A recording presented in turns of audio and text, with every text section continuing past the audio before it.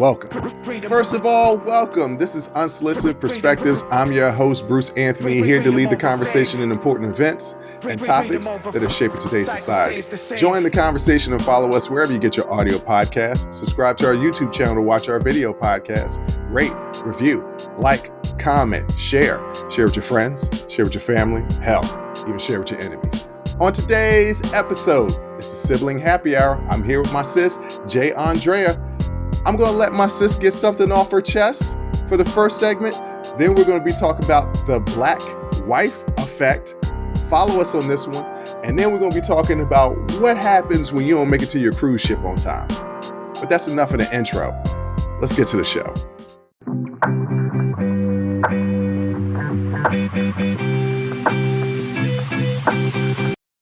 What up, sis? What up, brother? I can't call it. Now, I have a few things before I let you get this off your chest. All right. The first thing is, the audience doesn't know, but I be nailing these intros. One take Bruce. That's what they got. That's what they need to call me now. One take Bruce. I mean, that's not really true, is it though? Like, yeah, you and I both know that sometimes. But it hasn't happened in a long time. That's true. That's what I'm trying to say. You have been nailing it recently. I've been nailing the hell out of it. We've been rolling. And one take and this is go. It's not doubling back or anything that's like true. that. That is true. Yes. That's what I'm saying. Give me my credit. Give my credit where credit deserves. Credit is due. Credit is due. You have been nailing these intros. All right, but that's enough about me. I said it was a few things, but we'll get to the other things I want to talk about after I let you get what you want to get off of your chest. Now, I was not going to talk about this, not because I don't think it's important, but because I felt that I get agitated when people are not of a certain group speak on that particular group. Right. So I wasn't going to talk about it, but a lot of my female friends have been voicing it. And when I saw this, me being the person that I am, I was agitated, but I wasn't going to speak on this. You said, I want to talk about this. So I give you the floor. Harrison Butker. You're probably wondering, who the hell's Harrison Butker? You would be just like me, because I didn't know who the hell that was either. But he is the kicker for the Kansas City Chiefs, two-time Super Bowl champion.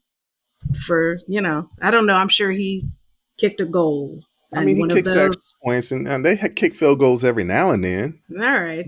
Sure. That definitely contributes in some way. But he managed during a commencement address this past week to be homophobic, anti-abortion, racist, and just all around fascist. This is during a commencement address. He's the commencement speaker at a Christian or a Catholic university, correct?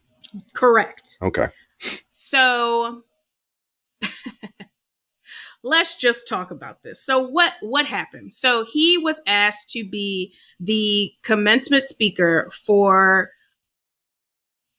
a Catholic college, whose name I can't put, Benedictine. Y'all know what it is. It's a Catholic college, Benedictine college, a Catholic liberal arts college not far outside of Kansas City. During this commencement speech, he stirred up a lot of controversy by saying that one of the most important titles that a woman, saying this to a graduating class, that a woman could have is homemaker. During his commencement speech, he denounced abortion rights, Pride Month, the COVID-19 lockdowns, and the, quote, tyranny of diversity, equity, and inclusion. Okay. The 28-year-old devout Catholic and father of two railed against the, quote, dangerous gender ideologies and urged men to fight against the cultural emasculation of men. But what really has got people in a tizzy were his comments that were directed specifically towards the women of the graduating class. Mm-hmm. He says, and I quote, and I have to read this in its entirety because you will not believe that somebody actually said this to a bunch of college educated women in real life, but it actually did happen. He said, and I in quote, 2024. in 2024, he actually said, and I quote, I want to speak directly to you, referencing the women, briefly, because I think that you, the women, have had the most diabolical lies told to you. How many of you are sitting here now about to cross the stage and are thinking about all the promotions and titles you're going to get in your career? Some of you may even go on to lead successful careers in the world. But I would venture to guess that the majority of you are most excited about your marriage and the children you will bring into this world. He goes on to talk about his own wife and that she would agree that her life didn't start until she married him and became the mother of his children. Not their children, the mother of his children. This is not the first time he's done this. He gave a commencement speech last year at his alma mater in Georgia Tech, in which he also urged students to get married and start a family. Many people have pointed out that his mother, I was just getting ready to say that.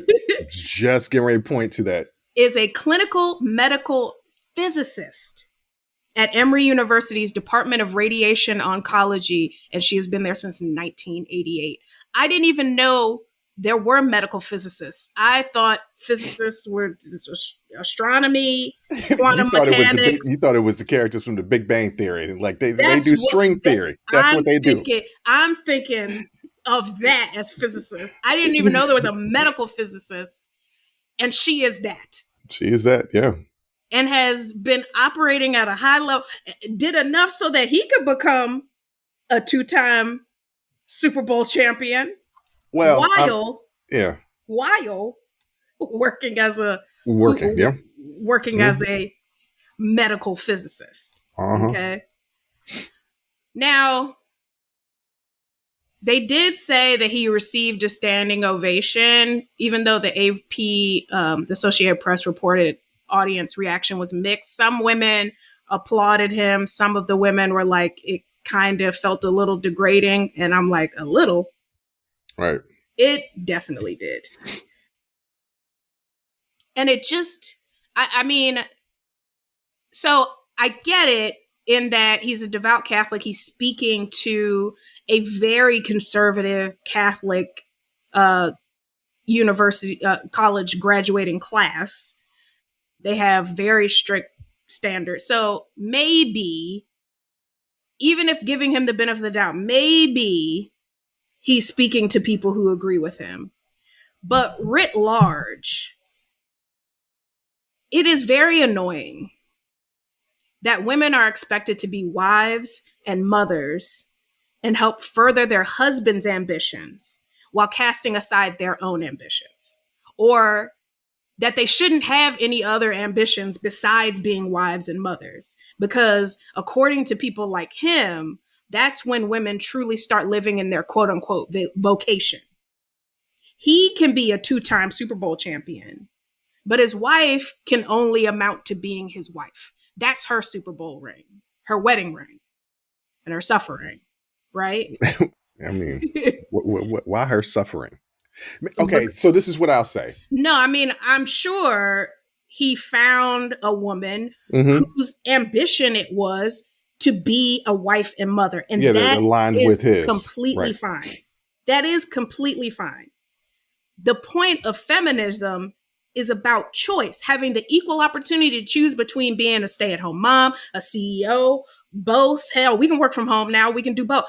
That's what feminism is about. It's about having the choice, the opportunity to be what you want to be, to have that in the intention of being what you want to be, and then actually being able to do it. Like having the space to do that. There are women in that graduating class that are dreaming about what they're going to do with those degrees and about contributing something of value to society. And, you know, since I get one S word per per show, he took a giant shit all over it. Yeah. Yeah. And that's what gets on my nerves. And I think ultimately you have to ask yourself when hearing things like this, who do his comments serve? Certainly not women with goals and dreams outside of the home. That's true. You have to ask, why would anyone want to minimize a woman gaining a degree or discourage them from believing they have worth outside the home? Who does that serve? Who benefits from women having a lack of options? I'm not trying to defend him. God, I hate when you put me in these situations where I have to show the other side. Ladies and gentlemen out there, I agree 100% with my sister. I'm just giving a different perspective on unsolicited perspectives. That's not exactly what he said. What did he say? What he said is that, yeah, y'all did this, and that's cool, but I know y'all gonna be even more happier when you do what your true calling is be a mother and a wife. That's what he said. He didn't say the same thing. Your true calling being a wife and mother. And he know the audience that he was speaking to. See, I didn't watch the full speech. I've only seen clips. Some of the other my S word, some of the other shit that he said bothers me just as much as what he said about women. It was bad. It was unhinged the entire way through. But it wasn't unhinged. But again, it was to that audience. It was to that audience, and it wasn't unhinged. He was poignant. He was composed. He was articulate. The ideology is unhinged. Yes, the ideology is unhinged. He didn't sound like a raving lunatic. And those are the type of people that scare me.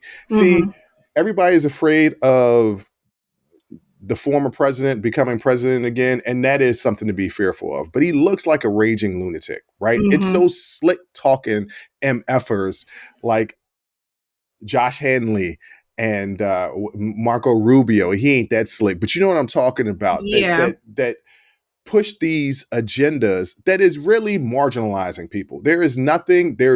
He says that DEI is not for equalizing and equality when that's literally what it stands for. It literally is in the name. It's literally in the name. So when he's saying these things about women, about minorities, about other religions, because if he's saying these things, he is espousing white Christian nationalist views. Yes. Right? Yes. That means that he doesn't care about other religions. If you say that you are Jewish, if you say that you are Muslim, he's going to say, I'm going to pray for you. Those are his condescending words. This is who he is. Whoopi had something interesting to say on The View. Okay. She was like, I don't agree with what he's saying, but I don't really have a problem with it. Everybody has their own beliefs. Everybody has their own ideas. I don't have to believe it. He has every right to say what he wants to say, and he does. He has every right to say. Everybody has whatever right they have to say my second S word. We going over the S words for this podcast. Yeah. Everybody has the right to say the stupidest shit that they want to say. It's still stupid. Yes. Okay. And I know this is going to sound hypocritical. I get it. I get what my next statement is going to sound like. I get it. Not everybody deserves a voice. Some people just need to shut the hell up. I say that as a person that has his own podcast, but some people just need to shut the hell up. Not everybody deserves to say what their views and opinions are, because it's just dumb. You got the right to say it, but it's just dumb. And okay, so he got a standing ovation. There was a mixed crowd, but he also knows who he's preaching to. And for the women out there that want to be a homemaker, that want to be a mom and a housewife, I have friends that are just like, I don't want to work. Hell, I don't want to work. Right. Okay, so I get it. Okay, wholeheartedly. I will be a I stay-at-home mean, dad. but here's the Ladies, thing. hold It on, is hold on, work. It hold is on. work. It's just unpaid labor. It's unpaid labor, Yeah. right? It is work. But ladies, let me just put that out there. Anybody that got a lot of money, you cute, you don't even have to be all that fine. You could be Here a we 4 out of 10. Oh And you boy. just want to take care of me. Mm. I'm all for it. Long All as you right. can recognize the signs of heart attack and stroke, and No. I ain't got to work, I'm down for it. But Why do they need to? I don't. Not going down that road. yeah, let's just That's leave that alone. right. But no, he was talking to his audience, and there are more and more people that believe this way. And guess what? This isn't a racial thing. It's a racial thing when he talked about the DEI, but we know people in the Black, Latino, Muslim, Italian, Jewish, Indian communities that believe this sort of thing, both men and women. Yeah. Oh yeah. In So traditional value. Yeah, This is it. Listen, this is what Black men have been espousing on TikTok for a really long time, even though they don't believe. But my thing is, this is not something that you go up and speak about when there are so many women in the audience that just accomplish a great goal, a great feat, a great accomplishment. Yeah. Don't belittle what they did to get your rocks off. And that's my problem with everything that he did. If he wants to believe what he wants to believe, cool. I don't believe in it. I don't got to believe in it. As long as you don't press your views on me, we won't have a problem. If you press your views on me, I don't give a damn if you are a kicker for the Kansas City Chiefs. I'll break your leg. You won't be kicking no more. Press me if you want to. That's up to you. But he could believe what he wants to believe. And just find it hypocritical that he says this is how women should be, when the woman that raised him is the exact opposite of what he is saying what women should be. So I don't know, man. Just like, I was going to leave this alone because I'm not a woman. I can't speak. I'm learning that it doesn't matter if I support women. Sometimes I can't be the bullhorn for women's rights. I can be an advocate. I can co-sign. Yeah. But I can't speak on, it's just like if a white person is just speaking on Black rights. It's like, cool, thank you for being an ally, but I don't want you to be the voice. Right. So whenever, you are advocating for a marginalized group, sometimes your advocacy is getting them into spaces they're not typically allowed in and then letting them speak. There you go. Okay. I just thought, what a upsetting thing to hear when I'm graduating, in the midst of me graduating from college. Yeah. I worked for 4 years, maybe more, to get this achievement, to earn this achievement. And you take a huge dump on it. Huge. By telling me that my greatest achievement will be being a wife and mother, when you have no idea who's in that audience.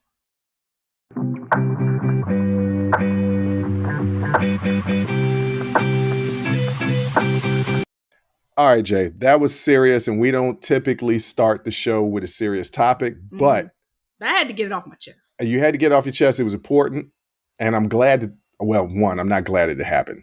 Let me not misspeak, but I'm glad that it was like right before we were filming this show, so that we didn't have to wait a full week or multiple days that you could address this, because I wasn't going to touch it with a 50-foot pole. I just feel like it's not on me to talk about this, but we're going to lighten the mood. And we're going to talk about casual dining. I was talking to a friend earlier today, and we were, a Chili's commercial came on, and he said three things for $10. Man, don't you miss them days? And I was like, yeah, I miss those days a lot. Like, I miss the days of being able to go to the TGI Fridays, the Chili's, the Ruby Tuesdays. And what's breaking my heart is Red Lobster about to file for bankruptcy and closing down shop, not completely, but closing down restaurants. The Chili's, there was 3 Chili's that were in a 10 to 15 mile radius from me. Mhm. 2 of them are close. And the one that is closest is on a part of the neighborhood that I really don't want to go to. Don't want to go So I don't want to go there. I have a TGI Fridays literally right across the street from me, but I get tired of TGI Fridays. Plus TGI Fridays, there's a certain element that just frequently frequents Yes. Yeah. TGI Friday. Yeah. But maybe I want to go to Ruby Tuesday for the salad bar. And these were things that were really popular in the 90s. Yes. They were these party atmosphere where the staff was specifically, supposed to be joyous and supposed to be one big party. And more importantly, families used to go to these things. And what my boy was saying was like, yo, you remember back in the day, our parents could take us out. It could be a family of 5, and the most they spend is $65, maybe $70 for a family to go eat.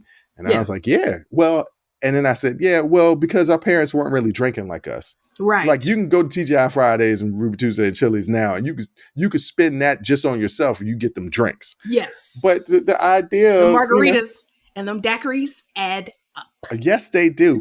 But like, do you have any type of fond memories of going to those establishments? Not Red Lobster, because that's something that we did religiously. Yes. But maybe more so when we moved up here to the DC area, going to those type of establishments. Like, those were the only times I actually wanted to go out to eat. Yeah. No. And the food was mediocre and the atmosphere was always confusing. So no. Hold on. There has not been a place, Chili's, Ruby Tuesday, TGI Friday, Applebee's, where the chicken fingers weren't fire. Yeah, and we know that you are a connoisseur of the chicken fingers. Yeah. But for people with more refined palates, I will tell you exactly why casual dining, family style restaurants have gone out of style. Okay. Because ain't nobody got no family. Like That's not true. Listen. It's the truth. The truth is people are not having kids. They're not getting married. That's not true. It's a lot of millennials. We are in our 30s and 40s and we are single and we don't want to go to no damn TGI Fridays or Chili's or nothing. We want to go to a nice restaurant with a nice atmosphere with no kids crying. I don't want to see them little wooden child seats saddled up to a booth. I don't want to see it. I don't want to see a kid throwing French fries across the table, everybody acting like that kid is not being loud and obnoxious. No, I want to go to a nice boutique restaurant where they care about the food, where there are chefs, not cooks, where they don't offer me anything 2 for $20. Oh, that's 2 for $20 though. Okay. He said 3 for $10. I was like, what? That is a good deal. You get an appetizer, you get a main entree and a dessert. That is a good meal. And the fact that you can cover your food costs and overhead and everything for 3 for $10 makes me question what I'm eating. No, they upcharge on the alcohol, right? So that offsets any cost that they decrease in the food. That's the reason why the reason why in the 90s. Listen, the people getting that 3 for $10, 2 for $20, they getting a round of Coca-Colas. Because I came here with $40. That's tax and tip. We getting a round of Coca-Colas. All right, check it out. All right. So what you're saying is we're too good for these restaurants now. No, I'm saying single people don't want to watch children eat. You can go to a restaurant, no matter what restaurant you're going to go to, it's going to be children eating. No, not always. They don't have adult exclusive restaurants. It's kids around. But there are certain restaurants where the atmosphere that's just not conducive to bringing children. And okay, that is true. Yeah. That is true. Let me tell you a story about what happened my freshman year of college. Mm-hmm. We weren't told about the culture of tipping. Okay. That's something that you have to learn. Yes. When you get older, or maybe your parents are smart enough to say, hey, when you go out to a restaurant, you're supposed to tip. Yes. right? We never paid attention to when our parents is paying the bill. Our parents are paying the bill. That's Yeah. all we know. Yeah. So I'm 18 years old. I know nothing about tipping, Mm-hmm. not truly. And I got my little girlfriend at the time, and I scraped up a little bit of money. I had like $42 in my checking account. Yeah. And I took her to Applebee's. Mm-hmm. And the bill was $40. And I was doing the math in my head as we was ordering. Yeah. I ordered chicken fingers. Why? Because they were cheap. Yeah. And also because I only had $40. Mm-hmm. And of course, she had to order something expensive. Yes. So it came to $40, and I paid the bill. Because nobody is expecting to be asked out on a date by somebody with no bread. Well, I mean, she was my girlfriend. So, like, when you're in a relationship, like, it's okay to go to Applebee's, especially in 1998. No. Nobody is expecting while they're sitting at the Applebee's across from the person who asked them out on the date. Oh, okay. That they ain't got no bread. No, I didn't have no bread, and I wasn't gonna tell her. I had $40. That's what I had. Y'all could have gone for a walk in the park and got ice cream. What Cameron said? Cameron said you could have got a slice. Right. No, I wanted to take her out because we never really went out. We got Chinese food, smoked weed, and had drinks. Yeah. And I was like, I want to take you out. All I had was $40. Mm-hmm. Now the Chinese food is like $12, and I can get a dime back for $10, right? Now that's what a typical in budget. But this $40, I'm sorry to that person. You probably don't remember me. It was almost 30 years ago. Damn it. No, really? It was not. When I was 18 is almost 30 years ago. It's 24? 26. Ugh. Yeah, that's what I'm saying. That's what I'm saying. That's the reason why I hit that pause. That's the reason why I hit that pause. I was like, wait a minute, hold up. That was almost 30 years ago. Yeah. That was in the 90s. Some kids out there wasn't even born yet. No. Well, I know, because I dated a few. Anyway. Okay. Hey, look, they 24, 25. Too young. Well, yeah, I got nieces and nephews that age. I can't do it. Okay, well, I got to explain to them. I can take it to Applebee's. So, yeah, it kind of sucks because we grew up on the millennials grew up on these restaurants, and we're not attending them anymore, and they're starting to die off. As things do. Yeah, I know. As things do. But they were a good time. It was a good time. And they had their moment. And maybe they will be back again one day. But I doubt it. But the food was bad. Is not that day. I don't think you can make high quality, great tasting food when you go 3 for 10 or even 2 for 20. I just don't think that you can make just great tasting food. It's the like that labor triangle where it's either going to be cheap, fast, or good. Yeah. It can only be 2 of the 3. It can only be 2. Yep. And if it's cheap and fast, it ain't going to be good. Mm-mm. And that's what it is. It's cheap and fast, and it ain't good. It is not. But speaking of things that are good, the black wife effect. Mm-hmm. Now, you sent this to me like I was being introduced to it. When I actually sent you, I DM'd you last week some of the same videos. And you laughed about it, which lets me know that you were high and forgot. But this wasn't something that you introduced to me. I didn't know. First of all, please don't blame everything on that. But also, I just didn't know where. Well, it was all over my TikTok timeline. Mm-hmm. And it has been for like the past week or so. Mm-hmm. After the Kendrick and Drake stuff died down, like this popped up and it's just been on my timeline since then. And so I've been getting DMs of it from different people at different points in time. So I saw it on Instagram, but it was an Instagram of a bunch of TikToks. That's how I get my TikToks, because I'm on TikTok, but I ain't really on TikTok. Yeah. Anywho, can you explain to the audience what the black wife effect is? Yes. So the black wife effect is a trend sweeping TikTok where anyone, but primarily white men, show before and after glow up photos, a glow up that they dedicate entirely to having a black wife. And When I say, as I have, like I said, seen a ridiculous number of these, the black wife effect is real. Yes. It is Yes. very real. Now, what causes this glow up phenomenon?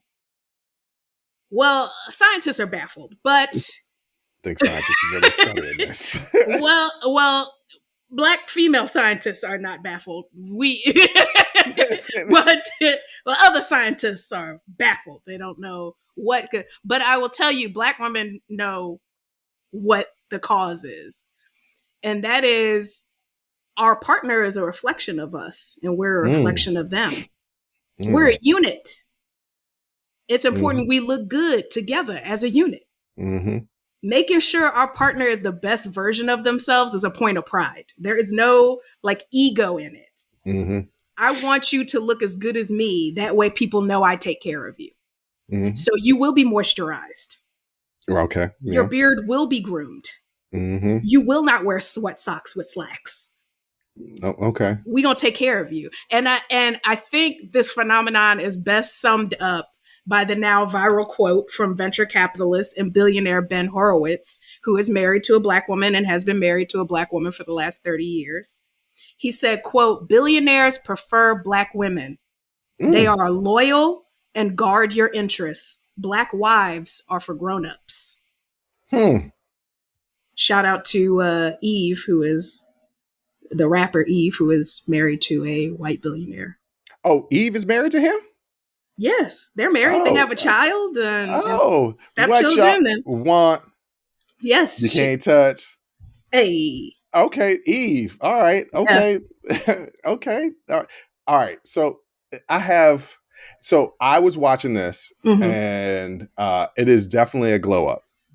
Yeah. And the sexes have something to do with this. So I posed the question to you that I thought would be interesting in the discussion is it the reverse as well? Do black men help white women glow up? The answer is hilarious. What is that? What is the answer? What's the answer? Wait, hold on. What's the answer? I didn't give you my answer. No, you give it. You get. What? So there have been several TikToks made about the black husband effect. Okay. The before is usually pictures of a happy couple, and the after is when he leaves and she's left distraught and penniless. And there was several videos. Of course, they're parodies. People are making fun. Yeah, but I want to have a real conversation, not a joke. And I would say yes, but not directly. This is what I mean by that. If you look at white women, not the majority of white women, but what is considered beauty now? Curves. What do black men want? Curves. So why wouldn't white women who are attracted to black men rearrange their wardrobe and appearance? And we're seeing it in culture. Yeah. Right? We're seeing it in culture. Change their appearance to appeal to black men, much like how these white husbands with influence from black women, because what men can't do, what black men, because I, was married to a white woman, what I could never do, what I wanted to do several times, but what I could never do was tell her what to wear.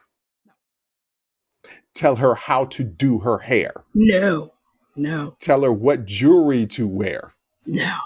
Could never do that. Yeah. But when she did something that I thought was dope, I definitely praised that particular thing. To say, ooh, I like that hairdo. Ooh, I like that outfit that you put together. I like the way your booty look in them pants. Well, here's the thing. Not never. I think it's the way you do it, because if I'm dating a man, and he says, I want to take you out. Hey, can you wear that red dress? I really like that one. It's my favorite. Chances are I'm going to put it on. Oh, okay. Well, one time I was dating a female, not my ex-wife. A woman, yeah. A female, yeah. A woman. That's what I date, yeah. And she was wearing not flattering jeans, and because she had curves, because that's what I do. I date curves. I like curves. Yeah. And I was like, okay, those are jeans you're gonna rock? Because in my head, I'm like, yo, those don't look real flattering. And so what I said was, hey, you losing some weight? Because that's kind of a compliment. But I did it as a backhanded compliment, like, don't be losing the curves, because that's the reason why I'm with you. Now, the reason why initially I was with you, and now I like you. I care about you, but that's not but good. I could probably care about you a little less if you lose. Ladies and gentlemen, I'm joking. I'm joking. Because I was like, that's not great. Yeah, I'm joking because I know I'm about to get killed. These are jokes. But no, I think when you talk about the black wife effect, yes, women suggest to all men, right? Hey, you should wear those shoes, or hey, you should wear that shirt, or hey, you should wear that jacket. I've dated women, and I think that I have a very good fashion sense. Do I take chances? I do. You do, yes. Do the chances work out? The majority of the time, they do. I would say 90% of the time. Yeah, 90% of the time. When I tell people what I'm going to wear, and they're like, I don't know about that. And then I come with it, they're like, oh, okay. Yeah. I'm feeling that. Yeah. There was one time that I wore a turtleneck sweater to a friend's birthday party. And this is when I was real thin. And the jokes after I left, because they didn't say it to my face, and I got beef about this. They said I looked like a number 2 pencil. Yeah, I can see that. But I wanted to have a blazer with the turtleneck. Yeah. But the jacket, the winter jacket that I was wearing, it was like it didn't come all in full effect. And I was like, the birthday party is at the house. It don't matter. But I didn't know they was going to call me number 2 pencil. The outfit wasn't complete. Anyway. Yeah. The point I'm trying to make is that, women suggest outfits. And there have been women that I've dated that suggested, like, those are the shoes you're going to rock with that outfit. And I was like, yeah, I'm going to rock the Jordans. And then I was like, I think it would be better with the boots that you have. I'm like, you think? And then I put on the boots and I'm like, yo, you right. You right. Yeah. And it's like, hey, you going to wear your mustache like that? You mean like I always do? Yeah, why don't you try making it a little bit thinner, or make it a little bit longer, or make it a little bit thicker, or make it a little bit fuller, and I'm like, all right, well, I'll try. Sometimes I don't got no control over this. It's just the way my hair grow. Yeah. Like if a woman coming to me is like, have you tried growing your hair out? It's not going to grow. That's the reason why I'm bald. Okay. I don't really have a choice about this. I think the difference between the black wife effect and the white women that you're talking about is, and these are specific to the white women you're talking about, the ones that change their body to look more like a traditional black woman, because not all black women are curvy. Okay, so let's. I think the traditional idea of how black women's bodies look, or right? Not even black women, right? Because black women aren't the only type of curvy women. Okay, but let's just say in America, traditionally, it's been black women who are curvy, right? That are more curvy. And when I say changing their bodies, ladies and gentlemen, I'm not talking about BBLs. Well, it could also be BBLs. That's more of a BBLs. new thing. But before BBLs and before plastic surgery was a thing, it was just working on your glutes, right? Like every female client that I have is like, I want to work my glutes. I want my glutes to look good. Nobody wants that Ozempic booty. I don't think there's anybody who doesn't want a nice ass. Like, I think that's I would universal. gladly cut half of mine off of my body. Oh. Yeah. I would gladly. Well, I would be able to fit into more pants. Yeah, I would be able to fit. Shut up. I'd be able to fit into more pants. Half the reason why I can't wear pants, ladies and gentlemen. I was going to sing something. I'm not going to do it because I feel like it'll catch on and you will hate me until the day I die. You just said Cabruz. I was going to say BBL, Brucey. BBL.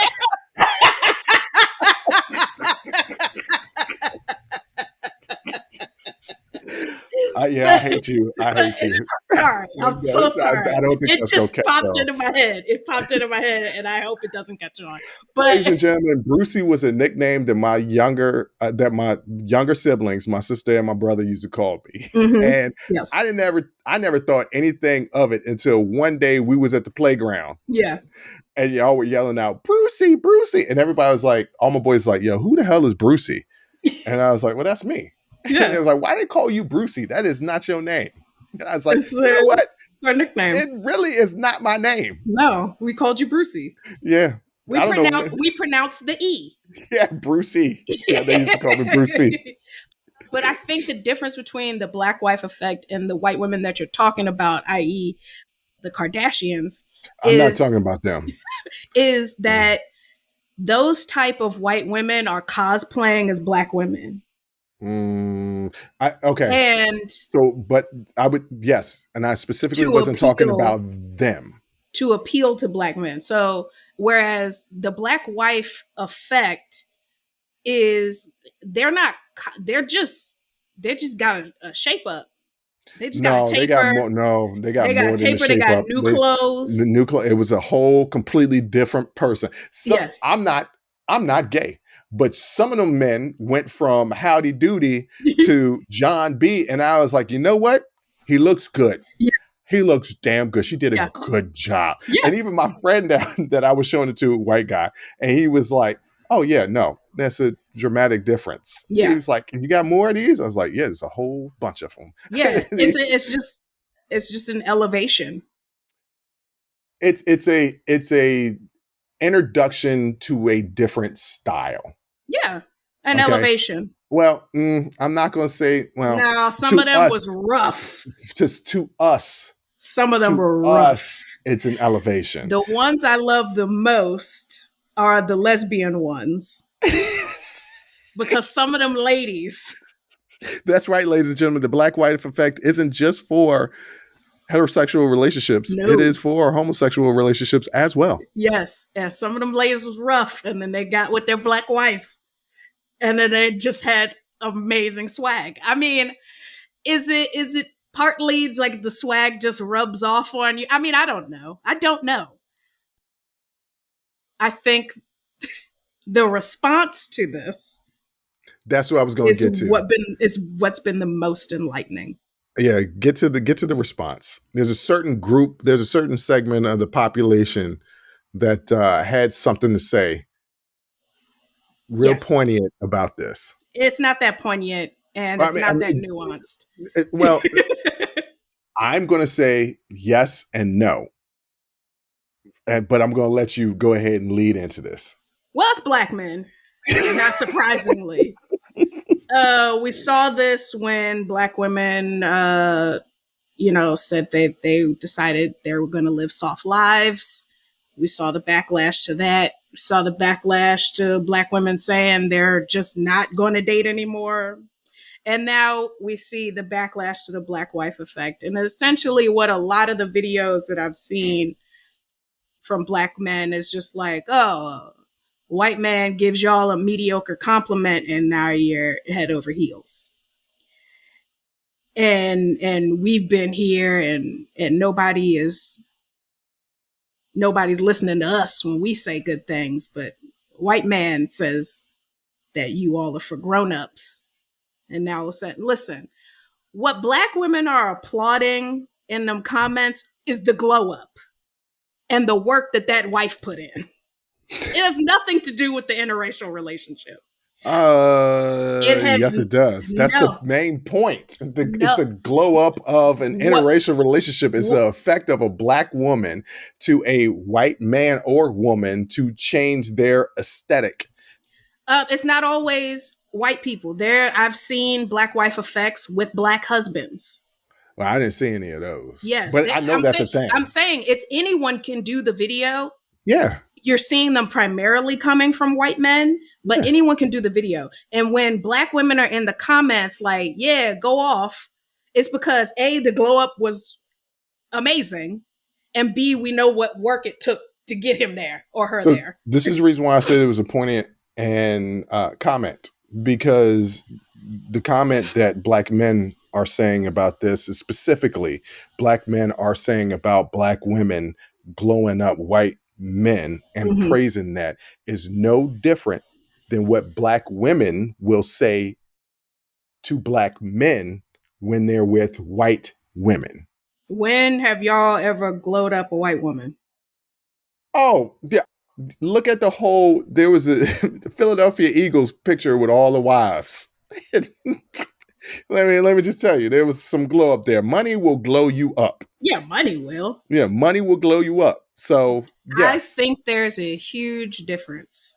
One, we're not in those comments, we're not championing interracial relationships. We are praising the glow up and the work she put in. When Ben Horowitz said Black wives are for grown-ups, he didn't say Black wives are for white male grown-ups. That's not what he said. He said that they were for grown-ups. But it could be implied that he meant that. No, don't put words in his mouth. That's not what he said. Sometimes you got to read between the lines. No, y'all sometimes like to. No. Who is y'all? Who is y'all? No, don't put me in the same category because I don't have nothing to say. I say go love and be who what you want to with, whoever make you happy. Yes. When I have seen this take over and over and over again. When you ask first of all, these comments are coming from Black men who have not wifed up a Black woman. You know what? This segment has gone long, and I want to continue this segment. I want to continue this conversation, but we're gonna transition into the next segment. We'll continue on with this topic, but then we're gonna get to some laughs because now. Because this is about to get heated. I can tell it right now. The way we looking at each other. We're gonna have people pointing that pen at me. Right. That's what it is. We're gonna have people that's gonna watch on YouTube and they're gonna be like, "Hey, y'all good? Yes, we good." But this is about to be a debate. We're gonna get into the debate next.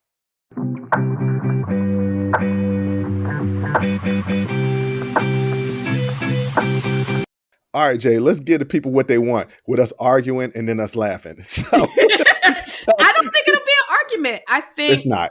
First of all, the Black men who make these comments about anything that Black women are trying to do, a majority of them are single, have not wifed up a Black woman, and probably don't even date them. Well, this goes to the first segment. And talking about Mr. Kicker Man from the Kansas City Chiefs. And what it all comes down to with the Kicker Man, the Kansas City Chiefs, and the Black men that have a problem with the Black wife effect glow up for white men specifically, right? They don't like women. No, that's what it is. Look, I'm sorry for all my men and women in the audience right now. I'm gonna say something to y'all. And you're going to be like, Bruce, that's not true. And I want you to really look deep into your heart and think about the views that you have in life. And it's going to tell you something. And you may not like what you see. A lot of men don't like women. Correct. They don't want women to succeed more than them. They don't want women to have more than them. They feel like women are inferior and that they should stay in their place. Now, they may not come out there and say that directly, but the same gentleman that I was showing this video to earlier, I called him on it with a different topic that we were talking about. And I was like, yo, you've been ragging on women this entire time. You haven't said one complimentary thing about a woman. Do you like women? Yeah, I like women. No, I didn't say, do you like to have sex with women? I said, do you like women? Those are two totally different things. Yeah. And I said, say something good about your girlfriend. And he was like, she's pretty. And I was like, see, right there. That's the point I'm trying to make. You sexualizing her. She's smart. Well, you're always complaining that she's not smart. So do you think she's smart? Pretty, smart, funny. Those are the three things that women get as compliments from men. And it's the same three compliments you get. You see it in the movies. You know, she's just beautiful and so smart. And she's like funny, like really funny, like not girl funny, but like guy funny. You know, and then they launch into a bunch of things about what that woman does for them. And that's why they like her. Yeah. You know, she's always there and she does this and she does that. And I just, you know, I love the way she makes me feel. Meanwhile, she's miserable. Right. And I would say to all the men out there that are in heterosexual relationships, look at the woman that you're with and when are you most proud of her? Mm-hmm. When do you look at her and be like, wow, you really doing it? I have a lot of female friends, a lot of them that are platonic friends, right? Mm-hmm. And when they win, I'm happy as hell to see them win. Yeah. I like women. Yes. Always have Yeah. like women. Yeah. That's just so, and not just sexualizing women, though I do like that too. But but but I like women, Yeah. right? A lot of men out here don't like women. I will just I was getting ready to say something, I can't say something, but guys are out here, and it's like they just want a trophy. Yeah. They want what other guys want. Mm-hmm. And there is something to that, right? Yeah. Because Yeah. when I date women, I love the fact when other men check them out. I don't get threatened by that because they're with me. Right. But I love the fact that every guy else, every other guy out there also wants them as well. That's an ego boost. She's with me. Mm-hmm. Y'all want what I have. Yeah. I get it. That's toxic masculinity. I think I think that goes across the board. Everybody wants to accept people who are insecure. They don't. But I think everybody wants to feel like they're dating somebody that's desirable. You know what? That's true. Because every woman I ever dated, whenever they introduced me to their friend, they always say, well, my friend thinks you're handsome. I'm like, you pointing out the obvious, right? That's number one. Number two, don't you think I'm handsome too? Like, why do you need them to co-sign on that? No, but then I realized it's just like, oh, you feel good with the fact that other people find your man attractive. Yes. So you know that you with an attractive man. Basically confirming what you already are thinking in your mind. There's nothing worse than when you're dating somebody ugly and that ain't never happened to me. For their personality or whatever. And your friend's like, let me see a picture. And you first of all, it take them a long time to find a picture. And then they hit you with that. He don't take pictures good. He's not photogenic, but because you always got to preface it because you know you date somebody ugly. You date them for their personality. That's okay. Look, there have been a few times, but I wasn't, they weren't my girlfriends. Mm-hmm. But there's been a few times that I've dated some women and my male friends be like, let me see a picture. And I'm like, nah. Nah. Yeah. No, that's good. You good. Everybody's gone through that. But I think that I think ultimately when I see the hate, right? Mm-hmm. So you say there are men out there that don't like women. I would take it a step further and say that there are a lot of men who don't like Black women specifically. And there are a lot of white women too that do not like Black women. Okay. And a lot of like whenever you hear a Black man who exclusively dates white women, right? For example, and you ask them, why do you date white women? It's a preference. It's a preference. Fine. That's fine. Well, they say it's a preference. They say it's a preference, but that's not what they mean. That's not what okay. Because whenever you ask them, well, why do you date white women? Then the answer is inevitably, well, because Black women are always this and that, and they're masculine and they do too much and blah, blah, blah. And nobody asked you why you don't date Black women. We asked why you date white women. But if you're asking why you date white women, you're asking why don't you date Black women? No, you're not. I'm asking, what do you find so attractive, alluring, this, that, and the third about white women that you date them exclusively? That's what I'm asking. But the answer is always what you don't like about Black women. Well, okay, so there's we can get into this some other time, and I'll find the clip and I'll send it to you, and maybe we'll talk about that. That's a good topic to talk about on the After Hours. If y'all don't know, we have a Patreon page. Yeah, we do. We have two shows, After Hours Uncensored and Talking Straight-ish. It's $5 a month for one show or $9 a month for both shows. Yeah. And that's where you get our uncensored. That's where we say a lot more cuss words. Yeah, but we don't limit ourselves to the S words. But right. But it's okay to have a preference as long as Black women aren't what's preferred. I think people hate Black women being a preference. They hate Black women being elevated, valued, being married. being wives. See, I don't Being, necessarily agree with that. no, I the don't people, necessarily. who hate, the people who are Okay, the hating. people are hating. Okay, Yes. yeah. They hate Black women living soft lives. They hate them being loved. And Black women, this trend, it can easily go into, oh, Black women are just dating white men now. That's not what's happening. What's happening is we're going where we're valued. Mm-hmm. What's happening is we're going where we're loved and appreciated. And whoever that may be, it may be a Black man, it may be a white man, it may be an Asian man, it doesn't matter. We're trying to go where we're valued. That person doesn't have a race. That's the point. All right. Well, I'm gonna tell you to transition to white women. There was an incident where a woman and a husband, white couple. Yeah. Not to say that this wouldn't happen to Black couples or anything. Happen to anyone. Yes, but I'm just saying this particular anyone incident, who is not punctual. Right. This particular instance was a white couple. Yes. In which they were on a cruise, the Norwegian breakaway cruise ship, leaving from New York to the Bahamas. It stopped off in Nassau. Yes. Right? Stopped off in Nassau, and it said, hey, everybody got to be back by 5:30. That is normal. That is normal. We've taken many a cruises.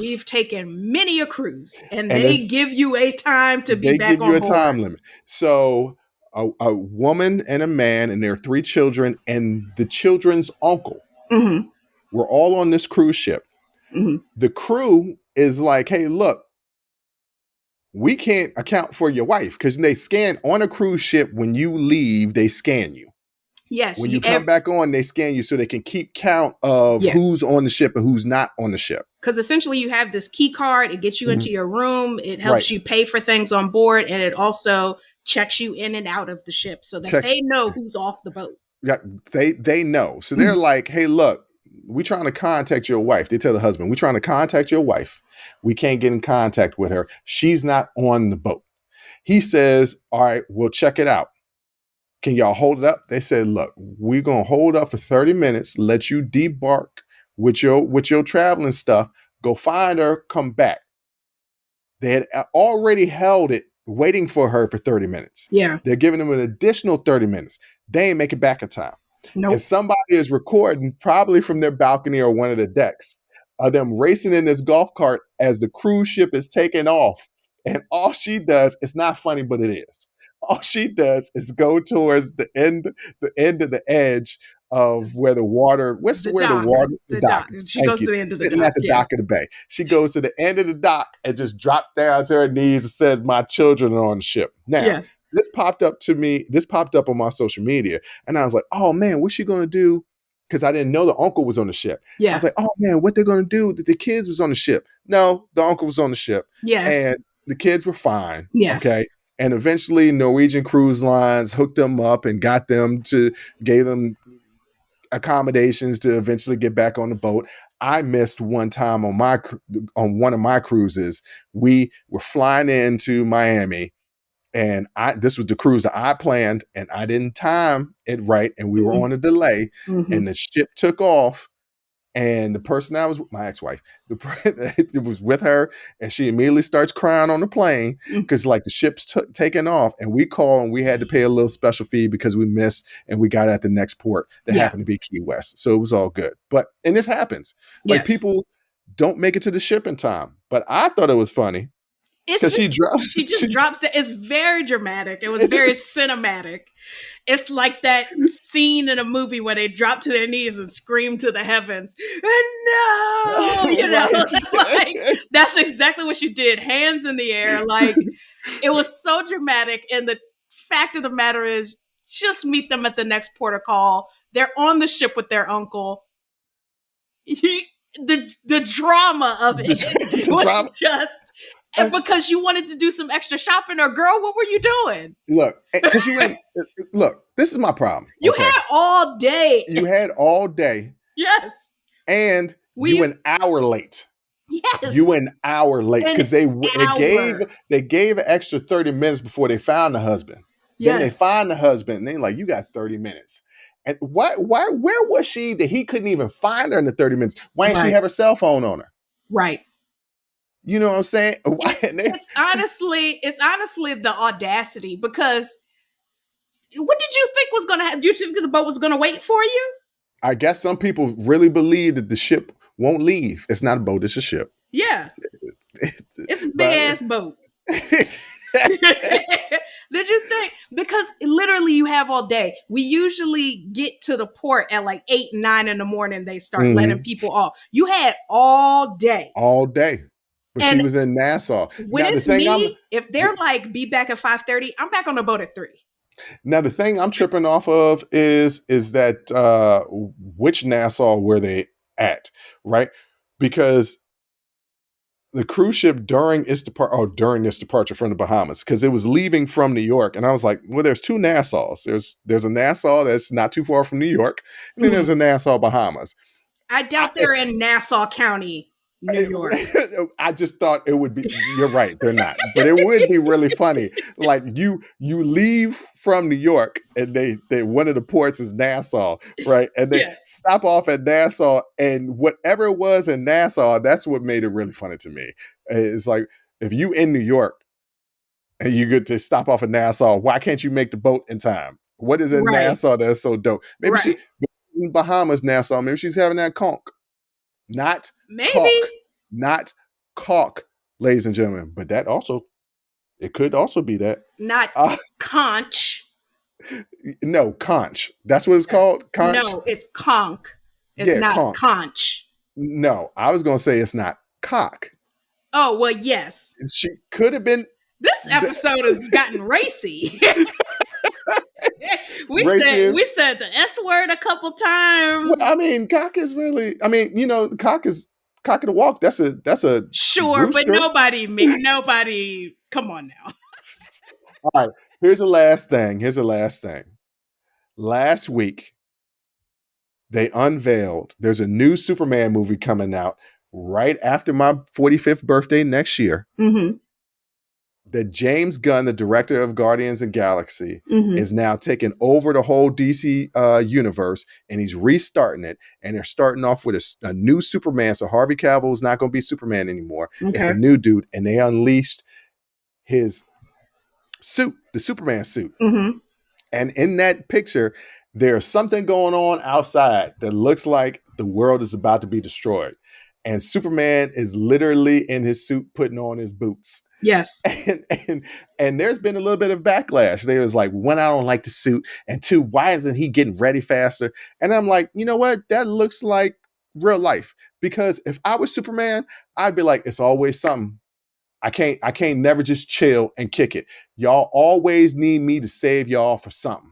No. And in the suit, it looks like it's worn. It looks like it's been through some battles, because they released an earlier version of just the crest where it was just bright and pristine. And you could tell in that picture, like it done been through some stuff. So it looked like he done been through fights and battles. Yeah. And he was just finally sat down. And sure enough, here come a new earth-shattering disaster that's coming that he got to go save the day again. You know what? I love Superman, but now that I think about it, I don't want to be Superman. You don't never get no break. He could always go home or something, another planet. No, his planet was destroyed. Yeah, Krypton was destroyed. Someplace else to go. I mean, he could, but he got, he was raised here. But I'm just thinking, think about it. If Superman saved you once, you're gonna always be expecting Superman to save you. Not me, because I don't think I ever seen Superman save a black woman before. Stop. Who y'all talking about? Batman? Listen, no. I ain't never seen Batman save What? No. Listen. Yes, he did. He used to save Catwoman, and that was Eartha Kitt. Eartha Kitt ain't never needed saving. Definitely not from no man. Okay. All right. I don't want to see him putting on his boots. I want to see Superman spin around real fast and be in the suit when he stops spinning. I don't want to see him spin around into a phone booth and come out Ain't no more phone half booths. a second later. Ain't no more phone booths. Then he needs to go into an Apple store and turn around and come back out and be in his uniform. Everybody gonna see him walk in and leave. Don't nobody want to see a tired, beleaguered Superman, because the whole point is like, how is he so damn tired? He's Superman. He ain't supposed Because to be he's tired. sitting there saving the day all the time. He chose this. No, he listen, ain't choose it. The life chose him. No, just like ain't nobody forcing nobody to be a cop. Ain't nobody forcing him to be Superman. He could have just worked at the Daily Planet as a reporter, and that just be his life. And he could have done that. He's choosing to do this. And if you're choosing to be a hero, your ass don't get to be tired putting your boots on. Yeah, hey, look, he's tired. On some mid-century modern furniture and a floor-to-ceiling window condo, it looks like. Oh, yeah. I got a whole lot of sympathy for this man. No, I don't. I mean, he is a world-renowned reporter. I mean, he make a little bit of dough. Yeah, so I got no sympathy. And he got to go report the news and save the world. My question is, are the draws separate or is it all one piece? But he's definitely got the draws, not like the Harvey Cavill suit. He got the draws on. He's got the draws on. Are the draws separate?